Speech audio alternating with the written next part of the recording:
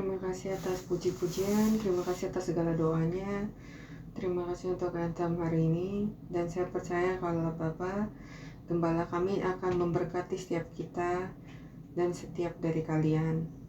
Untuk apa? Untuk menjadi diri kalian sendiri, untuk menjadi diri kita, untuk berada di sini, untuk semua orang yang melayani. Untuk ibadah hari ini saya percaya kalau Allah akan ingat setiap pekerjaan, setiap waktu, setiap jam, setiap detik yang kamu berikan. Saya percaya semua yang berada di sini, yang beribadah bahkan secara online, Allah mendengarkan firman-Mu, doamu, dan segala masalah yang kamu miliki, Gembala kita mengetahui dan Ia akan menyediakan bagi kita. Ia akan menyelesaikan masalah kita. Mari kita beri puji ibadah dengan iman, dan Allah akan menyelesaikan masalah kita dan bahkan akan menggapai orang-orang yang kita doakan, keluarga kita, anak-anak kita, orang-orang yang kita kasihi, dan Allah akan memeluk mereka dan mengasihi mereka. Dan mari kita punya doa seperti ini dan kita beribadah. Hari ini saya ingin berbagi dengan judul Mana dan Yesus bagian 1. Mana dan Yesus bagian 1 akan ada bagian 2 juga. Mana dan Yesus. Mana, kamu mungkin sudah sangat kenal dengan kata mana, tapi mari kita pikirkan lebih dalam dan lebih detail kali ini. Dan saya berdoa semoga Allah memberkati kita dengan berkat penuh pengertian dan memberikan mana yang tersembunyi pada akhir zaman ini. Mana adalah makanan pertama yang diturunkan Allah dari surga kepada umatnya. Dari surga.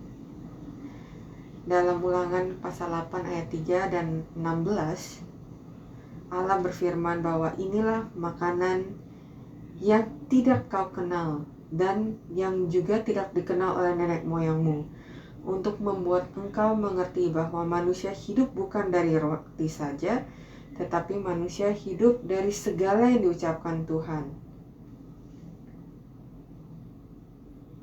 Itu adalah makanan yang dibutuhkan umat Allah untuk bertahan hidup di padang gurun. Dan makanan yang kita butuhkan untuk menerima dan makan untuk masuk ke dalam kerajaan yang kekal.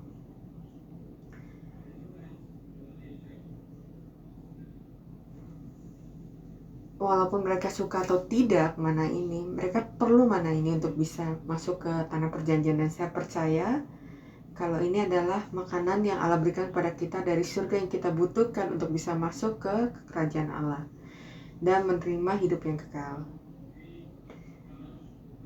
Jadi semoga Allah memberkati setiap orang di Gereja Sion yang beribadah bersama-sama hari ini saat kita menghabiskan 2 minggu ini untuk berpikir tentang pemeliharaan Allah.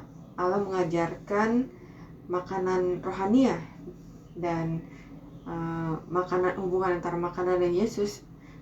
Semoga Allah juga mengajarkan bagaimana kita bisa menerima makanan ini dan bisa merasakan makanan dari surga ini saat kita berada di dunia ini, di padang gurun. Kehidupan yang kita lalui, kehidupan iman kita, gereja kita, ini adalah padang gurun. Tanpa mana ini, kita tidak bisa bertahan hidup. Jadi mari kita berpegang pada mana ini. Dari sebelum kita pergi ke sana, mari kita pikirkan 2 hal hari ini. 2 hal yang utama. Yang pertama, kita akan pikirkan tentang latar belakang. Latar belakang dari mana. Yang kedua, kita akan berpikir tentang sifat atau karakteristiknya. Yang pertama, latar belakang. Mari kita pikirkan waktu dan tempat mana. Waktu dan tempat mana yang pertama. Saat bangsa Israel tiba di padang gurun Sin pada tanggal itu sekitar 1 bulan setelah mereka keluar dari Mesir. Mereka keluar dari tanggal 14 bulan pertama 1446 sebelum Masehi, dan mereka menerima pada tanggal 16 bulan kedua tahun 1446 sebelum Masehi. Dan ini adalah tahun Exodus. Mari kita buka kitab kita di Exodus pasal 16 ayat 1. Exodus pasal 16, Keluaran pasal 16 ayat 1. Keluaran pasal 16 ayat 1.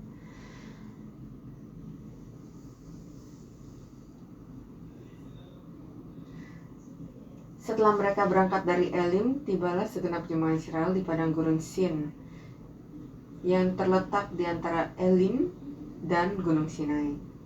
Pada hari yang ke-15 bulan yang kedua, sejak mereka keluar dari tanah Mesir.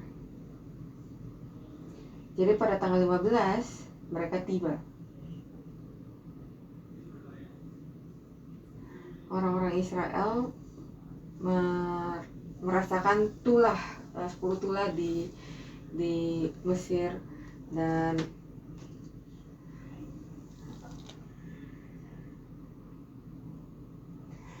bangsa Israel mengalami 10 tulah di Mesir, terbelahnya Laut Merah, dan air yang pahit menjadi manis di Mara. Bahkan setelah itu semua mereka menggerutu karena mereka menjadi lapar.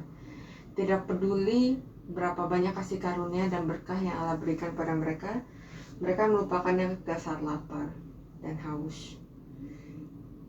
Hanya beberapa hari saja, dan saat kelaparan dan kehausan itu menjadi jelas, mereka mulai menggerutu lagi.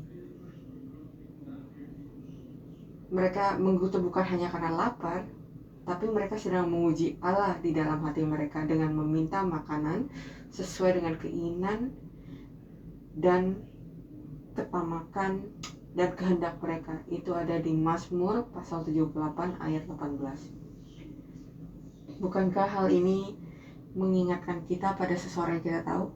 Segala sesuatu berkat dan kasih karunia saat mereka menjadi lapar, saat mereka menjadi haus, mereka melawan Yesus dan menggerutu, seolah-olah mereka tidak merasakan marah, tidak melalui Laut Merah, tidak, seolah-olah mereka tidak menerima berkat kalau mereka dikeluarkan dari Mesir. Kita ingatkan ini pada siapa? Ini mengingatkan kita pada diri saya sendiri. Kemarin saya diberkati, hari ini tiba-tiba hormon saya atau segala sesuatu yang saya tidak tahu, tiba-tiba saya menggerutu. Kenapa? Karena perjalanan padang gurun mengajarkan pada kita, orang-orang Israel menggerutu langsung ketika mereka lapar, ketika mereka haus, keinginan kita sehari-hari. Jadi apa yang Allah lakukan? Ini adalah kasih karunia Allah. Walaupun pada saat mereka menggerutu, itu yang kita baru baca pada bacaan hari ini. Betapa baiknya jika kita dibunuh di Mesir di tangan Allah, tapi kamu membawa kami ke padang gurun, kamu mencoba membunuh kita bersama-sama, dan ini semua karena kelaparan. Menggerutu ini sangatlah jahat. Dan walaupun begitu Allah berkata, saya akan memberikan kamu makanan. Saya akan memberikan kamu makanan dari surga. Ini adalah Allah kita. Walaupun kita menggerutu, Allah berkata, saya akan memberikan kamu berkat dari surga. Amin. Jadi menggerutu terhadap Allah, kan? Itu betapa baiknya Allah kita. Saya akan berikan kamu makanan. Dan setelah Allah berkata seperti itu, ia tidak menunggu bahkan sehari. Ia berkata, pada malam ini saya akan berikan kamu daging, dan pada pagi saya akan menurunkan roti dari surga. Keluaran pasal 16 ayat 1 kita telah baca, dan kita telah baca di ayat 3-4. Mari kita baca ayat 6-8. Ayat 6-8 kita baca bersama-sama. Kita baca dari ayat 5. Dan pada hari yang ke-6, apabila mereka memasak yang dibawa mereka pulang, maka yang dibawa itu akan terdapat 2 kali lipat banyaknya dari apa yang dipungut mereka sehari-hari. Sudah itu Berkatalah Musa dan Harun pada seluruh orang Israel, petang ini kamu akan mengetahui bahwa Tuhanlah yang telah membawa kamu keluar dari tanah Mesir. Dan besok pagi kamu melihat kemuliaan Tuhan, karena ia telah mendengar bersungut-sungutmu kepadanya. Sebab Allah yang kami ini, maka kamu bersungut-sungut pada kami. Lagi kata Musa, jika memang Tuhan yang memberi kamu makan daging pada waktu petang dan makan roti sampai kenyang pada waktu pagi, karena Tuhan telah mendengar sungut-sungutmu yang kamu sungut-sungutkan kepadanya, apalah kami ini, bukan kepada kami sungut-sungutmu itu, tapi kepada Tuhan. Dan dikatakan kalau Allah akan memberikan daging pada malam, pada sore hari. Daging apa? Sore ini kan, sore ini. Dan pada saat ia berkata roti pada paginya, pagi kapan? Besok pagi kan? Kita sekarang baca ayat 13 sampai 14. Pada waktu petang datanglah berduyun-duyun burung puyuh yang menutupi perkemahan itu, dan pada waktu pagi terletaklah embun sekeliling perkemahan itu. Ketika embun itu telah menguap, tampaklah pada permukaan padang gurun sesuatu yang halus, sesuatu yang seperti sisik, halus seperti embun beku di bumi. Jadi kapan mana pertama kali turun dari surga? Hari keberapa? Bulan keberapa? Mereka tiba di padang gurun Sin tanggal 15 pada bulan kedua, dan mereka menggerutu ketika mereka tiba. Dan Allah berkata, pagi aku akan berikan roti dari surga. Pada paginya roti ada dari surga dan ada di tanah. Kapan? Itu pada tanggal 16 bulan kedua. Tanggal 16 bulan kedua, ingat ya. Sekarang kita akan lihat total durasi Allah memberikan mana itu. Berapa lama Allah memberikan mana kepada mereka? Berapa lama mereka ada di padang gurun? 40 tahun kan? Mari kita bulatkan dan katakan 40 tahun. 40 tahun kurang 5 hari. Tapi total durasi yang total durasi mana? Kita tahu kalau itu 1 bulan sesudah Exodus, tanggal 15 mereka mulai menggerutu. Allah memberikan mana pada tanggal 16 bulan keberapa? Bulan kedua. Tahun keberapa? Tahun 1446 sebelum Masehi. Mari kita buka Yosua pasal 5 ayat 10 sampai 12. Yosua pasal 5 ayat 10 sampai 12. Sementara berkemah di Gilgal, orang Israel itu merayakan Paskah pada hari yang ke-14 bulan itu, pada waktu petang. Jadi Gilgal ada di Kanaan. Jadi mereka telah masuk di Kanaan. Dan ini adalah Paskah yang pertama. Mereka masuk ke Gilgal, lalu mereka merayakan Paskah pada tanggal 14 pada bulan itu, tanggal 14 bulan itu. Bulan berapa itu? Paskah itu bulan pertama. Jadi tanggal 14 bulan itu pada waktu petang di dataran Yeriko. Lalu pada hari sesudah Paskah mereka makan hasil negeri itu, yakni roti yang tidak beragi dan bertih gandum pada hari itu juga. Lalu berhentilah mana itu pada keesokan harinya setelah makan hasil negeri itu. Hari apa? Jadi mereka merayakan Paskah pada tanggal 14, lalu mereka makan hasil negeri itu. Jadi itu tanggal 15. Jadi mana berhenti pada hari setelah mereka makan hasil negeri itu. Jadi mereka tidak memiliki lagi mana, tapi mereka memiliki hasil dari tanah itu, dari tanah Kanaan pada hari itu. Jadi mereka kapan berhenti? Tanggal 16 bulan pertama tahun keberapa? 1406 sebelum Masehi. 1406 sebelum Masehi. Jadi 1446 dikurang 40 sama dengan 1406. Jadi semuanya mengikuti kan ya? Tidak ada yang bingung kan? Jadi berapa lama mana diberikan? Jika kamu bersama dengan saya, kamu pasti tahu. Dia mulai bulan kedua bulan kedua tanggal 1446 sebelum Masehi, dan itu berhenti tanggal 16 bulan pertama 1406 sebelum Masehi. Jadi totalnya 40 tahun dikurang 1 bulan. Jadi 39 tahun 11 bulan. Kenapa ini penting? Kita akan kembali ke hal ini nanti, tapi kamu harus tahu akan hal ini. Jadi yang penting adalah Allah memastikan kalau Ia menyediakan untuk kita di padang gurun sampai ada makanan di tanah yang baru, di tanah perjanjian. Allah menunggu hingga saat itu. Seperti Allah memastikan kalau Adam hidup sampai umur 930 tahun, memastikan kalau firman ini, perjanjian ini dilanjutkan ke generasi berikutnya. Jadi Nuh, generasi ke-10 dapat menerimanya. Waktu Allah sangatlah hebat, dan Allah memastikan kalau orang-orangnya menerima berkat. Allah memastikan kalau orang-orangnya bisa bertahan melalui kesengsaraan dan kesusahan. Dan saya benar-benar berdoa, terutama jika kalian melalui kesusahan, percaya kalau Allah akan memastikan kalau Ia akan memberikan pada kalian berkat dan kasih karunia sampai ini berakhir. Dan mereka makan mana ini sampai mereka bisa makan hasil dari tanah yang baru itu, dari tanah perjanjian. Itu adalah makanan yang keras. Jadi Allah akan memberi kita makan sampai kita bisa bertani dan menghasilkan dari tanah. Dan apa artinya itu? Tanah itu telah dikutuk untuk menghasilkan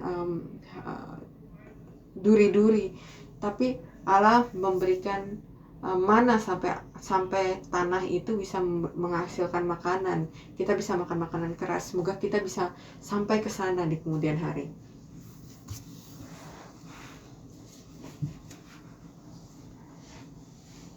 Amin.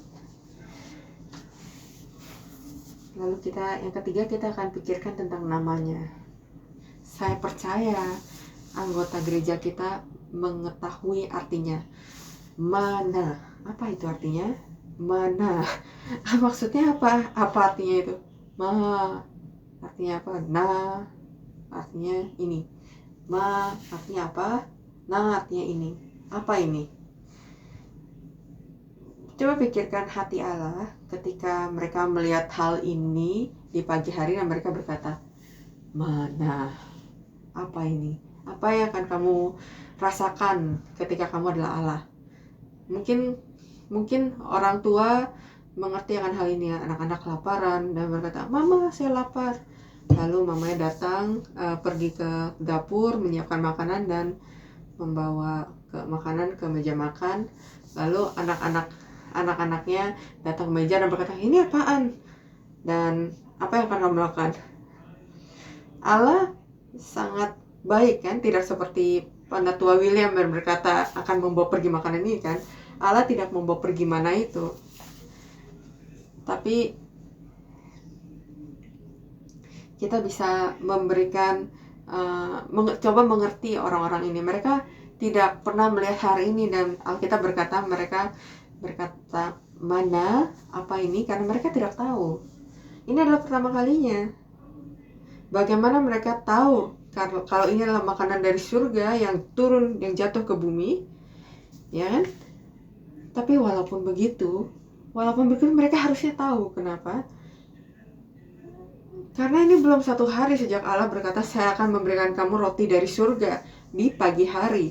Mereka bangun di pagi hari, ada sesuatu yang dari tanah, mereka coba, bisa dimakan. Apa yang kamu katakan? Apa yang harus kita coba katakan? Thank you God, terima kasih Allah. Tapi apa maksudnya ketika ia berkata, ini apaan? Apakah mereka tidak tahu hal ini secara sungguh-sungguh? Atau kamu berkata kayak, oh ini apaan? Ya. Maksudnya apa? Apa yang mereka coba katakan di sini? Apa pesannya di sini? Pesannya berkata, orang-orang Israel tidak benar-benar percaya akan janji Allah. Kalau mereka benar-benar ingat, kalau mereka tidak bodoh, mereka harusnya ingat. Kemarin siang Allah berkata kalau Allah akan menurunkan makanan dari surga. Saya tidur, saya bangun, ada makanan di tanah. Itu pasti datang dari surga, ya kan? Kamu harusnya bisa mengconnect dan mengerti akan hal ini kan, tapi untuk mereka berkata, apa ini?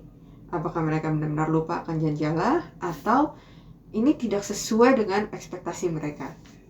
Ketika anak-anak berkata, ini apaan? Itu artinya mereka nggak suka, mereka nggak mau, bukan sesuai dengan ekspektasi mereka, bukan tidak sesuai dengan apa yang mereka pikirkan. Sama kan? Di Yohanes pasal 6, Yesus berkata kalau ia adalah roti dari surga, mana yang hidup dan mana adalah makanan dari surga. Makanan apa yang kamu pikirkan kamu makan di surga? Surga adalah tempat rohani, ya kan? Jadi untuk makanan dari surga bisa turun dan memenuhi perut fisik kita, ya harus menyesuaikan dengan bentuk fisik yang ada kan. Sesuatu yang roh menjadi sesuatu yang duniawi. Untuk orang-orang bisa jadi kenyang, itu harus memiliki bentuk fisik kan, kata pada saat ia turun. Jadi ketika turun dari surga, bukan berarti seperti dari awan menjadi salju, tapi benar-benar dari surga, dari tempat Allah. Dan ini benar-benar menggambarkan Yesus yang merupakan Allah secara rohani dan datang ke dunia, dan setelah prosesnya ia memiliki tubuh fisik. Dan saat mereka melihat Yesus, apa yang mereka katakan? Apa hal yang baik yang bisa datang dari Nazaret? Bukankah orang ini adalah anak tukang kayu Yusuf? Apa yang mereka harapkan, apa yang mereka tunggu dari Mesias adalah raja yang hebat, atau setidaknya jenderal yang akan mengalahkan rejim Roma. Tapi orang yang lemah ini, orang yang tidak memiliki kekuatan, orang yang miskin, orang yang tidak memiliki nama, seperti Yesus yang datang. Dan ini benar-benar mengecewakan, benar-benar berbeda dengan apa yang mereka telah nantikan. Mana adalah makanan dari surga yang turun dalam bentuk fisik di Keluaran 16 ayat 4, Nehemia pasal 9 ayat 15. Itu tidak ini adalah perintah dari Allah. Allah membuka pintu surga dan memerintahkannya untuk turun. Mazmur pasal 78 ayat 23 sampai 24. Ini bukan hanya tentang Yesus. Ini sama seperti yang kita miliki hari ini, hidup yang kita dapatkan. Allah memberikan kita berkat pada hari ini, setiap hari. Apakah kita tahu kalau dari mana ini datangnya? Apakah kita menyadari siapa yang memberikan hal ini kepada kita?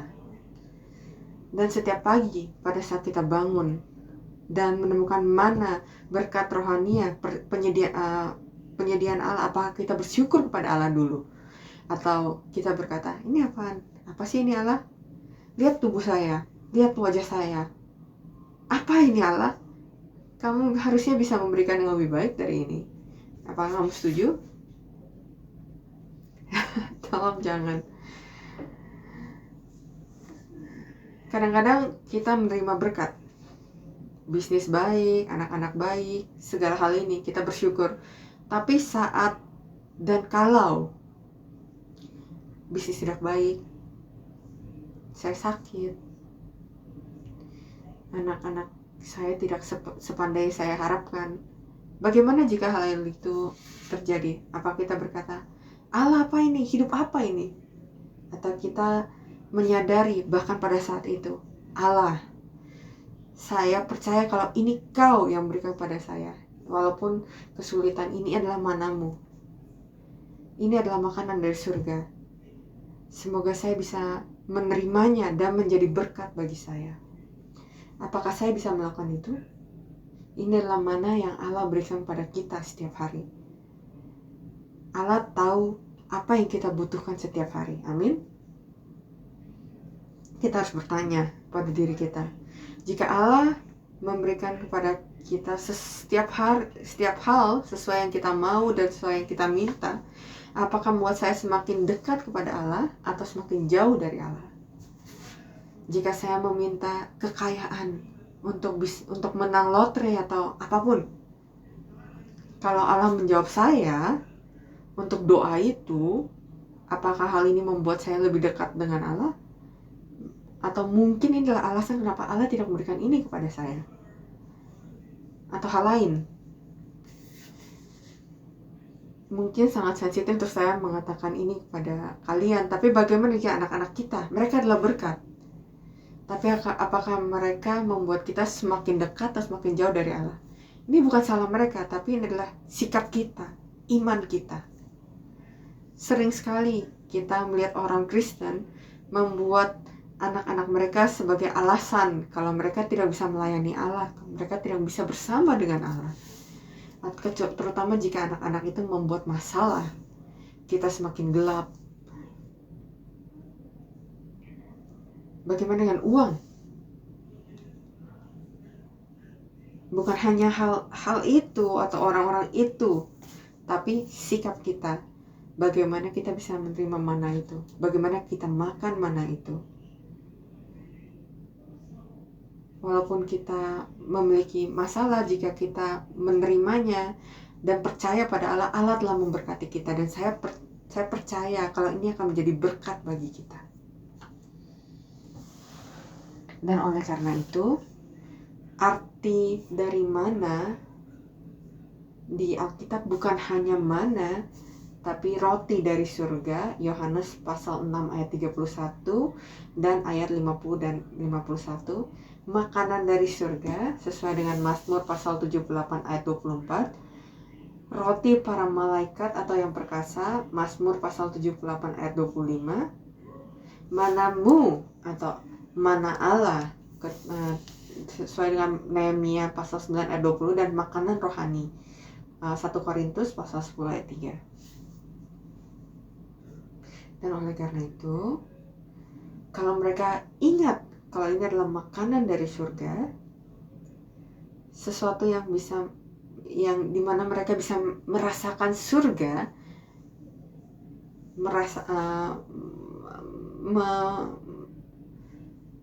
merasakan surga. Saya percaya kalau kita bisa mencari itu dalam hidup kita. Dan saya percaya kalau Allah telah memberikan kita mana setiap hari. Apakah kamu percayakan hal ini? Setiap hari. Kenapa? Karena kamu dan saya berada di padang gurun sekarang. Tanpa hal itu, kita tidak bisa hidup, tidak bisa melalui hari-hari kita. Dan oleh karena itu, saya benar-benar meminta kalian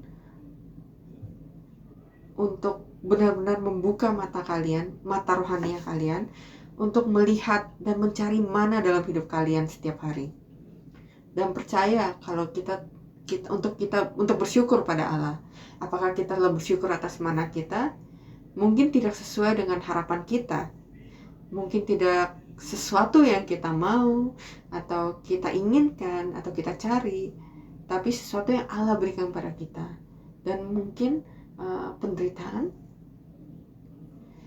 tapi ini membuat kita bisa melalui padang gurun dengan iman. Mari kita lanjutkan. Bagian kedua adalah sifat atau atribut. Mari kita mengerti mana tentang deskripsi dari mana, bagaimana bentuknya. Yang kita akan lihat rasa dan bentuknya. Yang pertama kita akan lihat bagaimana rasanya. Bagaimana rasanya?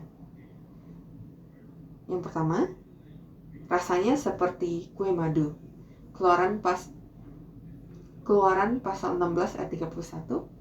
Keluaran pasal 16 ayat 31. Umat Israel menyebutkan namanya mana, warnanya putih seperti ketumbar dan rasanya seperti rasa kue madu. Kue madu. Madu dalam bahasa Ibrani adalah debash, membawa konotasi puas dan berkelimpahan. Membawa konotasi puas dan berkelimpahan. Jadi pada saat Allah berkata, saya akan membawa kalian ke tanah yang penuh dengan susu dan madu, bukan berarti secara harafiah, tapi tempat yang sangat subur, yang berkelimpahan, yang sangat kaya. yang menggambarkan rasanya seperti kue madu, artinya ekspresi yang mengatakan kalau ini adalah sesuatu yang paling enak, sangat enak, sangat lezat, dan bahkan sangat sehat dan baik untuk saya. Jadi walaupun mereka melihatnya dan berkata, apa itu? Apa ini? Saat mereka makan, rasanya, oh, enak. Rasa terenak yang pernah saya rasakan. Sesuatu yang tidak pernah saya rasakan sebelumnya. Sama seperti Yesus. Mereka, dari mana orang ini? Nazaret? Dan saat mereka mendengarkan ajarannya, berkata, oh, ajarannya sesuatu yang tidak pernah kita dengar sebelumnya. Tidak ada rabi, tidak ada guru Alkitab sebelumnya yang mengajarkan hal ini. Firman-Nya sangat manis. Jadi Mazmur pasal 19 ayat 10 dan Mazmur pasal 119 ayat 103 mengatakan bahwa rasa firman Tuhan lebih manis dari madu dan tetesan sarang madu.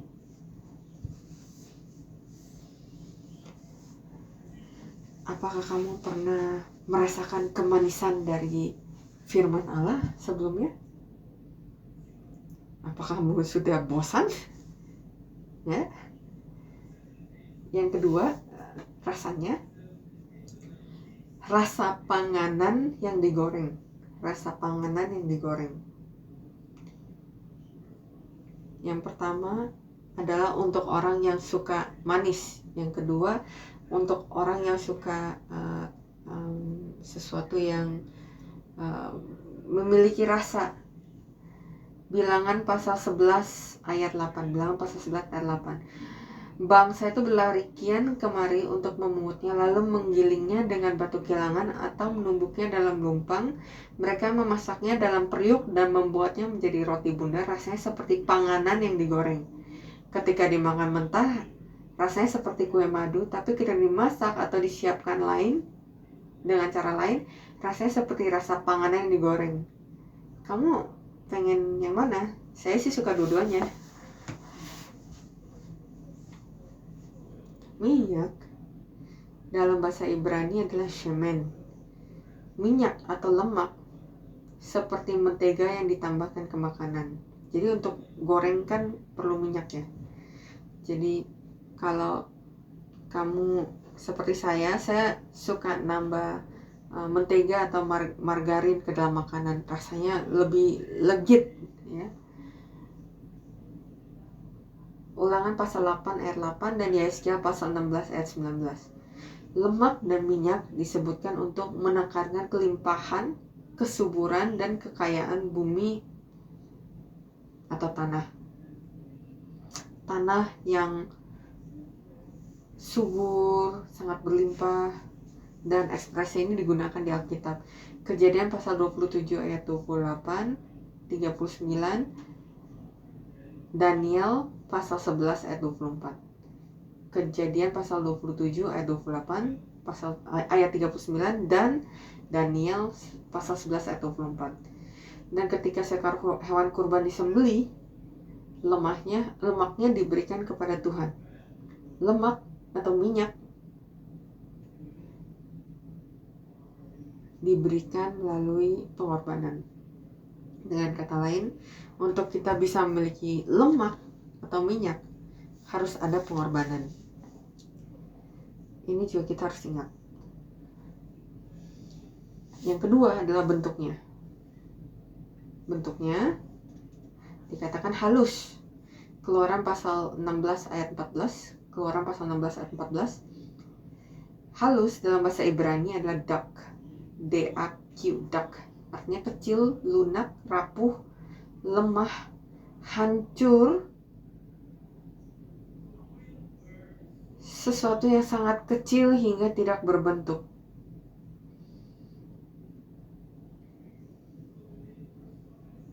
Jadi pada saat mereka melihat benda ini awalnya tidak memiliki bentuk.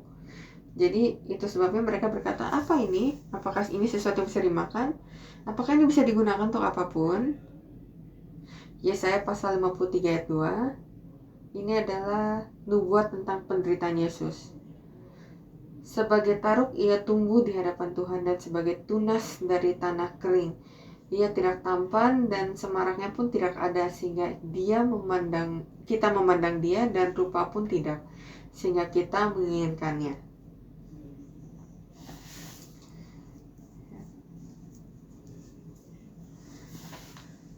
Jadi sifat ini, atribut ini menggambarkan Yesus.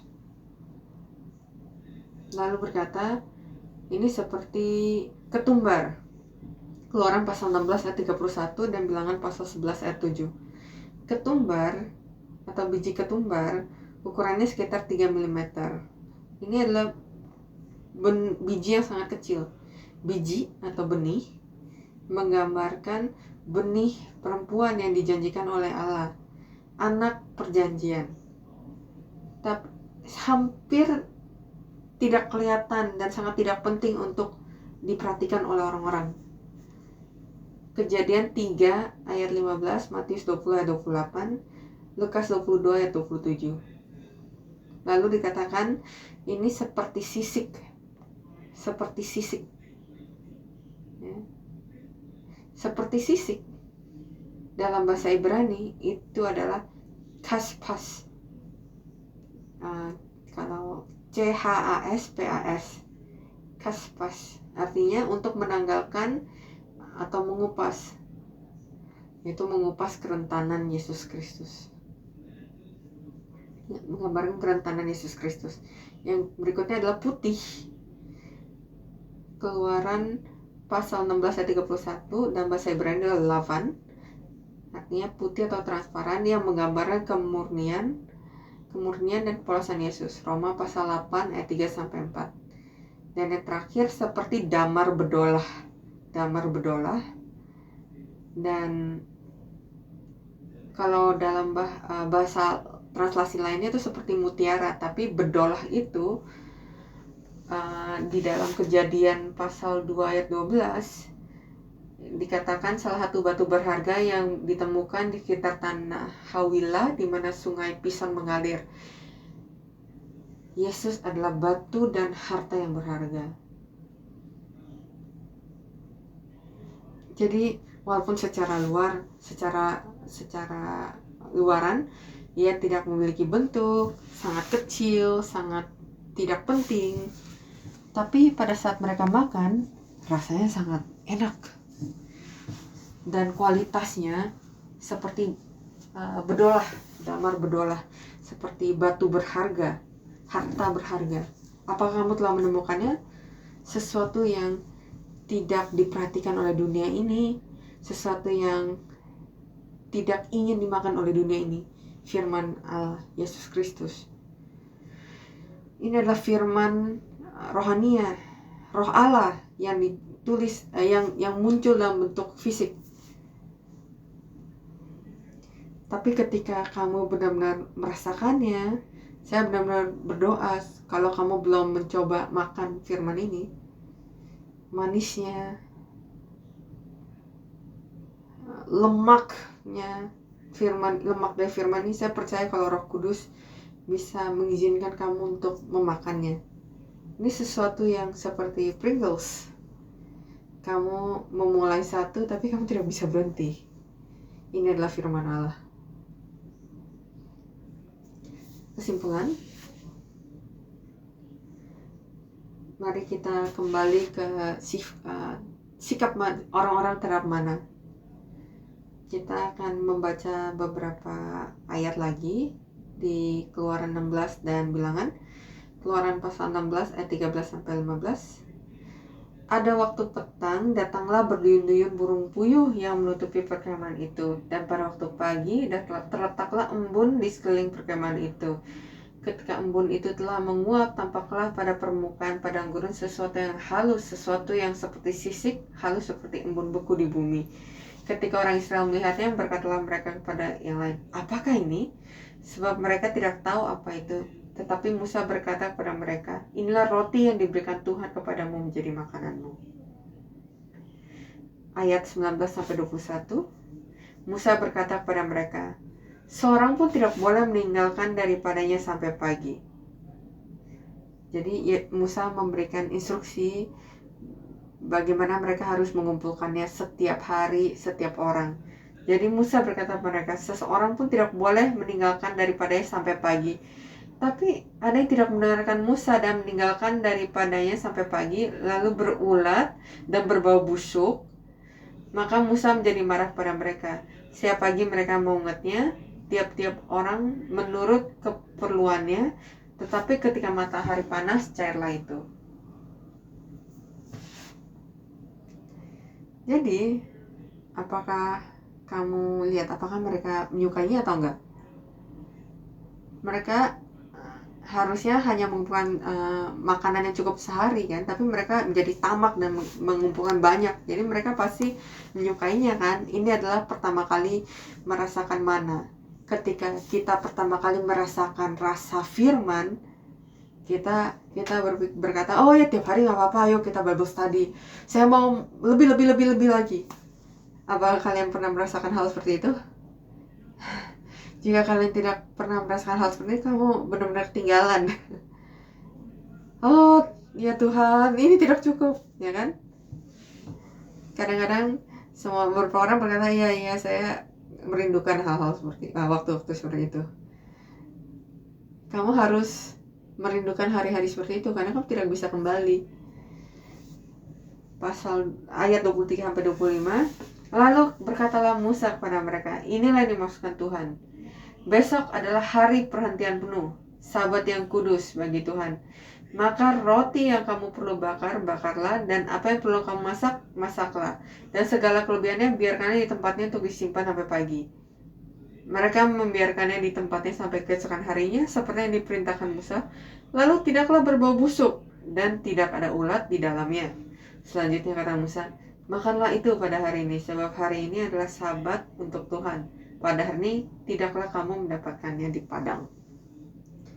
Ayat 29-31, perhatikanlah, Tuhan telah memberikan Sabat itu kepadamu, itulah sebabnya pada hari ke-6 Ia memberikan kepadamu roti untuk 2 hari. Tinggallah kamu di tempatmu masing-masing, seorang pun tidak boleh keluar dari tempatnya pada hari ke-7 itu. Lalu beristirahatlah bangsa itu pada hari ke-7.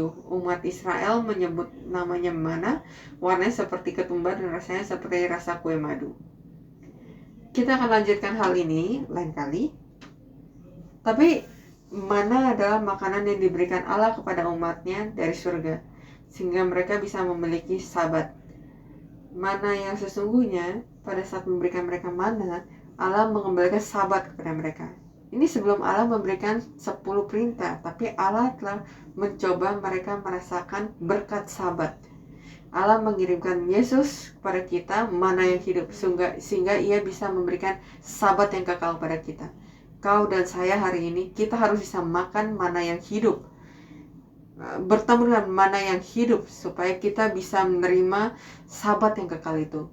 Ia kembali kan? Ia akan kembali kan? Kita harus bertemu dengan Dia melalui firman, sehingga kita bisa merasakan Sabat ini. Jadi mana bisa memberikan kita Sabat yang kekal, yaitu hidup yang kekal. Yesus berkata di Yohanes pasal 5 ayat 51, Yohanes pasal 6 ayat 49-51, nenek moyangmu telah makan mana di padang gurun, dan mereka yang telah mati inilah roti yang turun dari surga. Barang siapa yang makan daripadanya, ia tidak akan mati. Akulah roti hidup yang telah turun dari surga.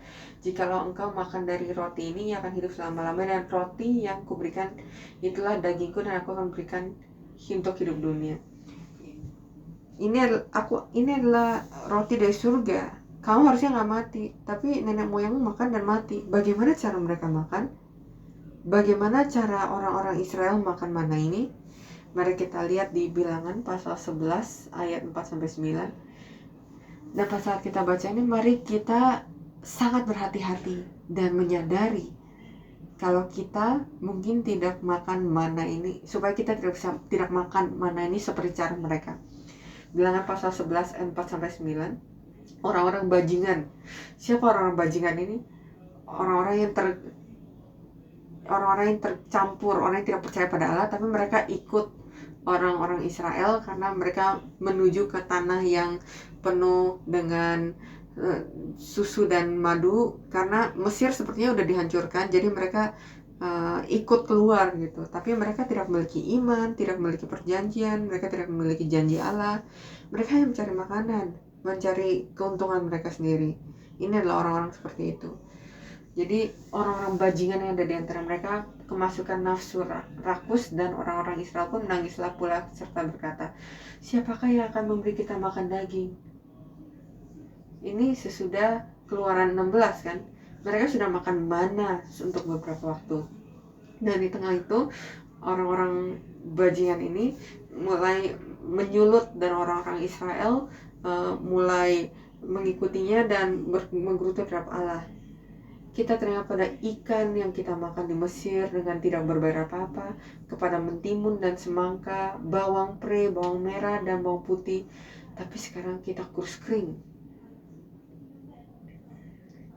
Kalau bahasa Inggrisnya appetite, itu artinya keinginan, motivasi, nafsu makan, ya. Tetapi sekarang kita kurus kering, tidak ada sesuatu apapun kecuali mana ini saja yang kita lihat. Adapun mana itu seperti ketumbar dan kelihatannya seperti damar berdola. Bangsa itu berlari kian kemari untuk memungutnya, lalu menggilingnya dengan batu kilangan atau menumbuknya dalam lumpang. Mereka memasaknya dalam periuk dan membuatnya menjadi roti bundar. Rasanya seperti rasa panganan yang digoreng. Dan apabila embun turun di tempat perkemahan pada waktu malam, maka turunlah juga mana di situ. Itu adalah perbedaannya. Mereka makan karena kehendak mereka, karena nafsu mereka, ketamakan mereka. Alkitab, firman Allah, Yesus itu bukanlah sesuatu yang perlu diambil dengan kehendak manusia atau memenuhi nafsu kita sendiri. Jadi ketika ular datang ke manusia, orang perempuan itu makan dari buah pohon pengetahuan baik dan buruk sesuai dengan keinginan dia, kehendak manusia dia. Bajingan-bajingan itu atau membawa Injil yang salah, dan saat mereka mendengarkannya, orang-orang itu mulai berkata, saya kangen dengan Mesir. Kita dulu hidup enak di Mesir, semua makanan yang enak di Mesir. Bagaimana dengan ini? Apakah kita seperti ini sekarang? Apa segala sesuatu yang kita lihat, ibadah, puji-pujian, Bible study terus-terusan, firman yang sama, suara yang sama, ajaran yang sama, saya lelah dengan ini semua. Apakah ini sifat kita? Apakah ini cara kita makan? Apakah ini tidak memenuhi kehendak saya, tidak menyenangkan lagi, tidak menyentuh hati saya lagi? Mari kita lihat di Yesaya pasal 53 ayat 4-6. Saat mereka melihat Yesus, ini adalah bagaimana cara mereka bersikap pada Yesus. Jadi walaupun seperti itu, ini tetap berkat dan kasih karunia Allah. Walaupun mereka menggerutu, Allah memberikan mereka mana. Dan setelah Allah memberikan mana, mereka tetap menggerutu, komplain. Tapi Allah tetap memberikan mana dan berkat. Dan mereka minta Mesias, Allah mengirim Yesus. Mereka bertemu Yesus, mereka menggerutu. Lalu apa yang Allah lakukan? Lupakan mereka. Apakah Yesus berkata, lupakan, terus dia pergi dan naik? Tapi ia tak berkata, makan daging saya, minum darah saya. Jika kamu tidak percaya saya melalui firman, setidaknya percaya setelah saya mati di salib. Yesaya pasal 53 4-6. Tetapi sungguhnya penyakit kita yang ditanggungnya dan kesengsaraan kita yang dipikulnya. Padahal kita mengira dia kena tulah, dipukul dan ditindas Allah. tetapi dia ditikam oleh karena pemberontakan kita, dia diremukkan oleh karena kejahatan kita, ganjaran yang mendatangkan keselamatan bagi kita ditimpakan kepadanya, dan oleh bilur-bilurnya kita menjadi sembuh. Kita sekalian sesat seperti domba, masing-masing kita mengambil jalannya sendiri, tapi Tuhan telah menimpakan kepadanya kejahatan kita sekalian. Mereka menghancurkannya. Apa yang mereka lakukan terhadap mana? Mereka pukul-pukul, menumbuknya, memasaknya dalam periuk menjadi roti bundar, menggilingnya, dan rasanya seperti panganan yang digoreng. Pengorbanan, kue yang memerlukan pengorbanan, seperti rasanya tetap enak berkat Yesus yang ada di surga, yang ada di salib. Tidak peduli bagaimanapun bentuknya, Yesus ingin kita makan firman-Nya. Ambil keuntungan dari darah dan dagingnya, dan sekarang kita memiliki mana itu, berkat itu. Bagaimana kita bisa makan mana itu hari ini? Bagaimana kita bersikap kita dalam mana ini? Apakah kita akan memukulnya lagi? Apakah kita akan menyalibkannya lagi pada saat mereka menggerutu? Apakah kita melihat Mazmur pasal 16 ayat 9?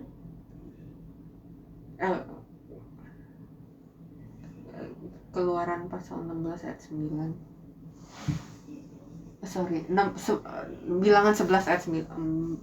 Bilangan pasal 11 ayat 9. Bilangan pasal 11 ayat 9. Mana turun pada waktu yang sama kan? Tapi tergantung orang yang melihatnya. Kalau kamu tertidur itu adalah malam, kalau kamu bangun itu adalah pagi. Jika kamu dalam kegelapan itu adalah malam. Jika kamu terang dalam firman-Nya itu adalah pagi. Jadi Yudas kalau keluar ia pada malam hari, menunjukkan posisi imannya.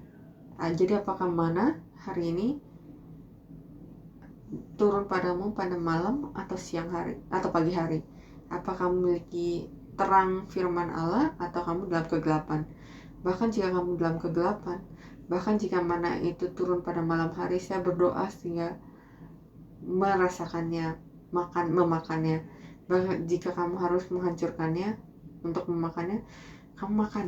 Karena Yesus mati untuk kita sehingga kamu bisa memakan firman itu dan hidup dan bangun pada pagi hari. Yang terakhir, Wahyu pasal 2 ayat 17. Wahyu pasal 2 ayat 17. Siapa bertelinga, hendaklah ia mendengarkan apa yang dikatakan Roh kepada jemaat-jemaat. Barang siapa menang kepadanya akan kuberikan dari mana yang tersembunyi.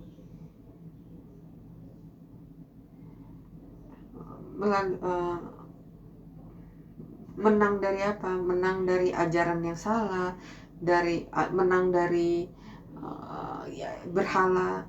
Lalu kepadanya akan kuberikan dia mana yang tersembunyi, dan aku akan mengaruniakan kepadanya batu putih yang di atasnya tertulis nama baru yang tidak diketahui oleh siapapun selain orang yang menerimanya. Mana ini bukan sesuatu pilihan, tapi ini sesuatu yang harus kita terima untuk bisa menerima sahabat yang kekal. Kadang-kadang kita tidak ingin, kadang-kadang kita menjadi gelap, kadang kita tidak ingin bertemu dengan orang-orang, kadang kita muak dengan hal itu. Kadang-kadang kita merasa terluka akan hal itu, tapi kasih karunia Allah yang kekal akan membawa kita kembali. Dan semoga berkat dari mana itu benar-benar mengubah penyakit kita menjadi kesehatan, mengubah penderitaan kita dan menjadi berkat. Semoga kita bisa makan mana dengan benar, semoga kita bisa bersyukur kepada Allah tiap hari atas mana yang Allah berikan pada kita. Mari kita berdoa. Allah Bapa, kami bersyukur karena Engkau telah memberikan kita hari untuk memikirkan berkat yang telah Kau berikan kepada kami setiap hari. Allah Bapa, tolong bantu kami untuk ingat dan buka mata kami sehingga kami bisa mengerti dan mengenali makanan dari surga. Buka mulut kita sehingga kita bisa merasakan makanan yang sangat berharga ini dari surga, dan semoga kita bisa menerima berkat dari surga. Semoga hidup kita bisa dipenuhi oleh berkat dari surga. Semoga kita bisa menjadi orang-orang dari surga, dan semoga kita bisa mencerna makanan ini, firman-Mu dengan benar, sehingga kita bisa menerima mana yang tersembunyi di akhir zaman dan masuk ke dalam sahabat yang kekal. Terima kasih atas kasih karunia-Mu, dan kami berdoa ini semua dalam nama Yesus Kristus dengan penuh rasa syukur. Amin. Mari kita berikan syukur puji kepada Allah.